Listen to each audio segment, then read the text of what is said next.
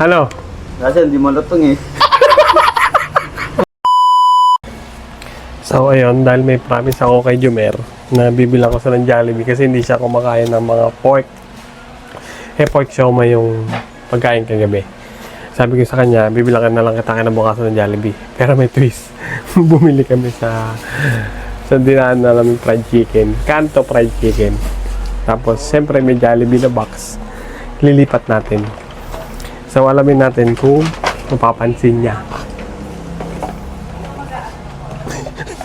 Pares lang din. Jollibee naman, baka naman, no? Baka pwedeng lakihan niya. Pag si boss nag-promise, tuto pa rin.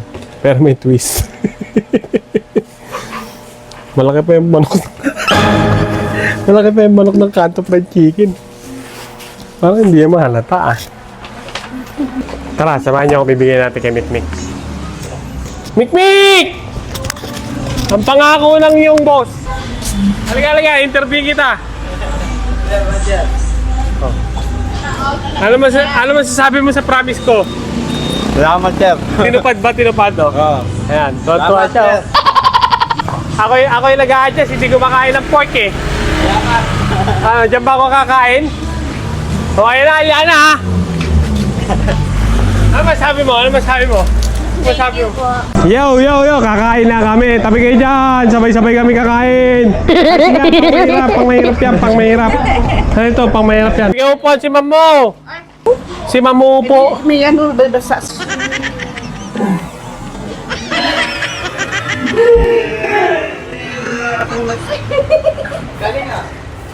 Tawa-tawa ka yan, ha?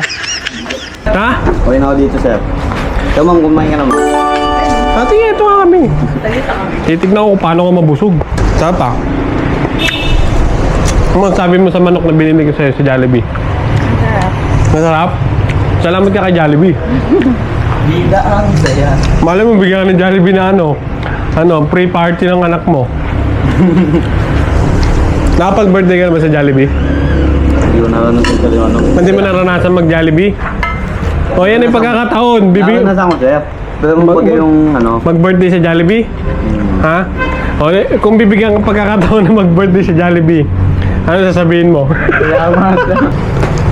Hindi pa kasi naranasan sa yung ano. Magkasawa mo. Birthday. Patulog ko lang yun. Ang tawag doon? Sige. Bibigyan ka.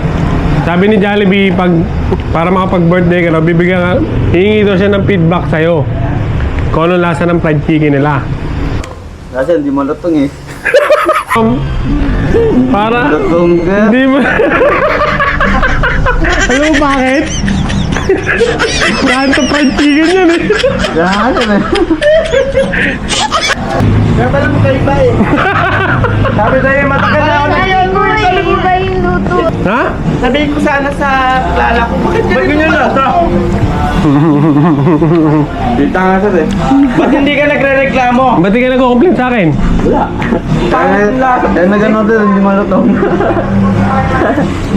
Kakabili lang namin. Sayang tuloy yung gravy ko. Kaya nagtaka din si Ate Artie. Pipicturean niya daw. O, tingnan mo na yung original na manok. Malutong talaga yun sir. Ma, sabi ni Hart, pipicturean niya raw sana yung manok. May isa sa kanila. Kasi may kaibigan doon sa Jollibee. Bakit yung manok nyo ganito maputla? Ano? Okay sir. Okay na? Doon original ma'am. Ba't tayo niya mag-complain sa akin? Sir. Paano kung di ko binigay yung original na manok? Sabi, si sir, parang dinugas tayo ah. Kanin lang ng Jollibee yung binigay ah.